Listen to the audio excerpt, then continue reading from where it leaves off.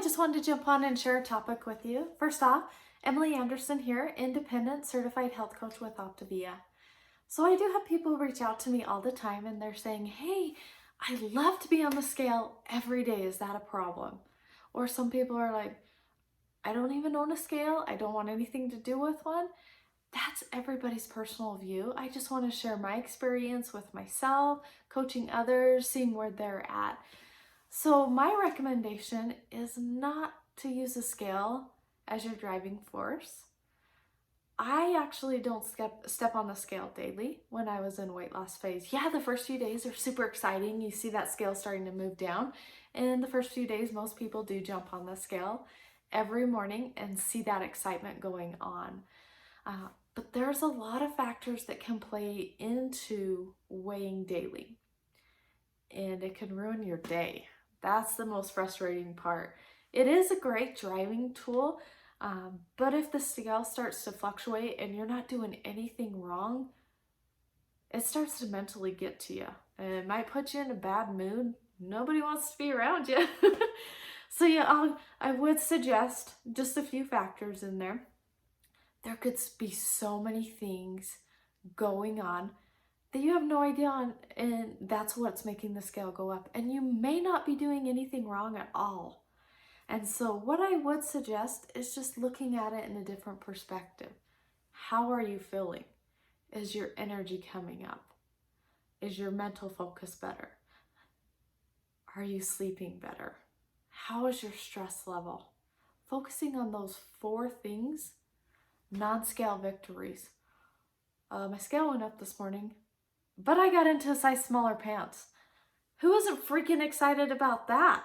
So I would focus on something a little bit different than seeing that scale every single morning. No, this is TMI, but if you haven't gone number 2, scale might go up, and in all actuality, all of those things may not be true fat. So being discouraged over 0.2, 0.4, 1.2 when they're not real fat, it's kind of a no-brainer not to jump on the scale all the time, but I know for some people it is a driving force. So I don't want to step on anybody's toes. I'm just sharing recommendations there. I actually recommend for my clients to weigh and measure before they start, weigh and measure on their 1 week mark, and then get rid of the scale for 2 weeks. You're probably like, oh my gosh, she just said to get rid of the scale. The scale really doesn't move a whole lot in the 2nd and the 3rd week for people that have been on plan. That is very, very normal. That is a big thing in Optavia. So if you're not taking your inches are the key. Inches are really determining what's going on in your body, because inches are telling you you're tapped into the program, you're tapped into your fat cells, you're burning those fat cells for energy because they're decreasing and eliminating themselves. So every single week you should have inch movement or scale movement. So I recommend to my clients taking your inches every week and getting on the scale maybe once or twice a month. Some people are like, hey, can I do every 10 days? Yeah, that's totally great. It's where you know mentally that it's not going to get to you. Because mentally, if you're jumping in, you're like, oh, the scale went up a couple, like 0.25 pounds. I'm okay. The next day, it's about back down where it was. Jump on the next day. What did I do wrong? I'm up 0.75. The next day, I'm back down. And the next day, I'm up 1.25. What am I doing wrong? And that's mentally starting to get to you. You're like, oh my gosh, what did I do? What did I eat? Did I not have enough water? You're starting to play these games in your head when unbeknownst to you, you're starting to stress about it, even though you're like, I'm not stressing. Stress can cause weight gain. So that's just my recommendation, is not using the scale as a driving tool during your weight loss phase. Yeah, it is an amazing guide. Don't get me wrong, but I suggest don't getting into the habit every single day of jumping on that thing, but because it can be a hard force to get rid of and also a very frustrating one. So even just jumping on every 10 to 14 days, or I have some clients that are like, I don't know how to break this cycle. I said, hey, you have someone in your home that may be taller than you. I'm only 5'2", guys. Everybody's taller than me. So, or just give it to someone in your home and say, just hide this thing. just hide it from me. And as much as I beg and plead, do not give it to me until this day. And it takes a minute for my clients to get there.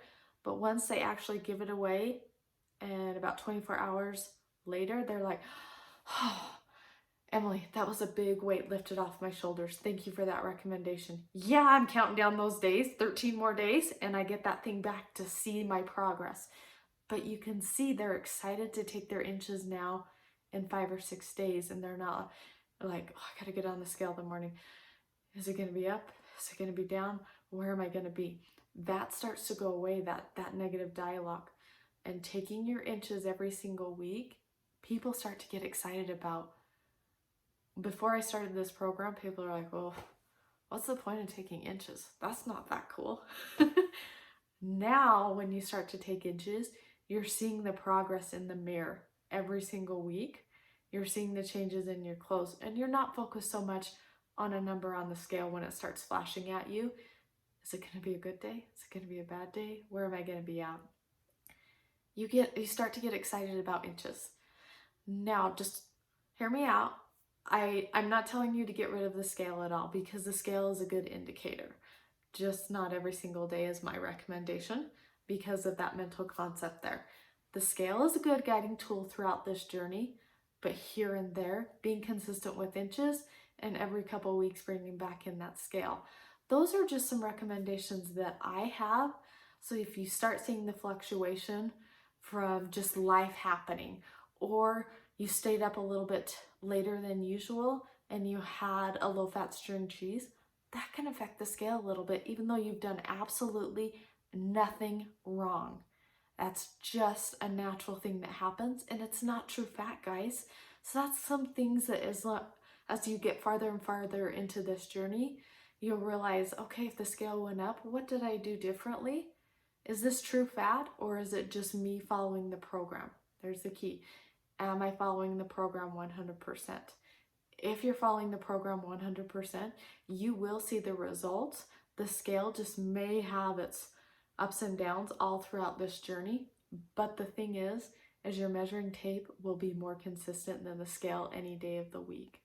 So I just challenge you, if that's a concept for you, to have someone hide that scale for you, but still bring it in periodically through the month throughout your journey. But have your measuring tape be your best friend. You will be excited each week to start to take those inches and see the progress. Even losing a half an inch, guys, is a freaking victory.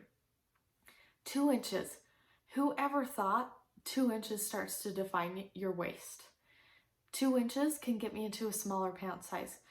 That's the dialogue that people aren't really thinking of, is you're actually really eliminating those fat cells when you start to get into smaller jeans, smaller shorts, smaller shirts, all those kinds of things, as long as you're following the plan consistently and 100%.